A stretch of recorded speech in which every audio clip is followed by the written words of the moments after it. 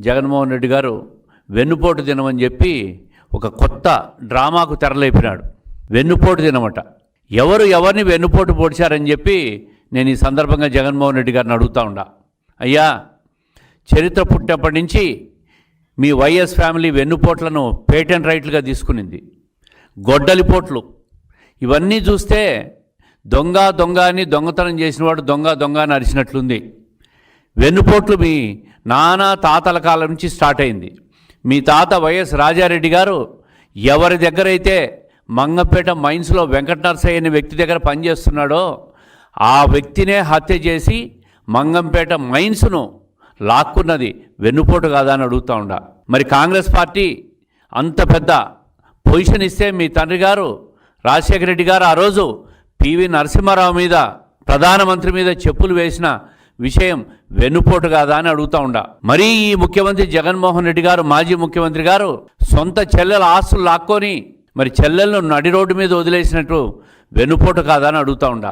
మీ చిన్నాన్న వైఎస్ వివేకానంద రెడ్డిని వెన్నుపోటు పొడిచి హత్య చేసిన హంతకులతో నువ్వు తిరుగుతూ సునీత మీ చెల్లెలను నడి రోడ్డు మీద వదిలేసినప్పుడు అది వెన్నుపోటు కాదా అని అడుగుతూ ఉండా. ఈ విధంగా చూస్తే అన్ని రకాలుగా వ్యక్తిగతంగా వెన్నుపోటు పొడిచిన చరిత్ర మీది. ప్రజలు అధికారం ఇస్తే 5 సంవత్సరాలను ప్రజలను వెన్నుపోటు పొడిచిన చరిత్ర మీది. ఒక్కసారి మీ 5 సంవత్సరాల అధికారంలో వచ్చినప్పుడు పరిస్థితిని చూస్తే ఏమి హామీలు ఇచ్చావు, ఎంతవరకు వెన్నుపోట్లు పొడిచావు? ప్రజలను మొదటి సంవత్సరంలోనే మద్య నిషేధం అని చెప్పి అధికారం లేకొచ్చి మద్య నిషేధాన్ని కూడా అమలు పరిచి ప్రజలను వెన్నుపోటు పొడిచిన విషయం వాస్తవం కాదా? నాసిరకం మద్యాన్నంతా అమ్మి ప్రజలను అనారోగ్యం పాలు చేసి వాళ్ళ మరణాలకు కారణం ఈ వైఎస్ జగన్మోహన్ రెడ్డి ప్రభుత్వం కాదా? ఇది వెన్నుపోటు కాదా అని అడుగుతూ ఉండా. ఈ విధంగా హామీలిచ్చి వెన్నుపోటు పొడిచిన 5 సంవత్సరాలు నడిపిన ప్రభుత్వం మీది. మళ్ళీ ఈరోజు కొత్తగా ఈ తెలుగుదేశం ప్రభుత్వం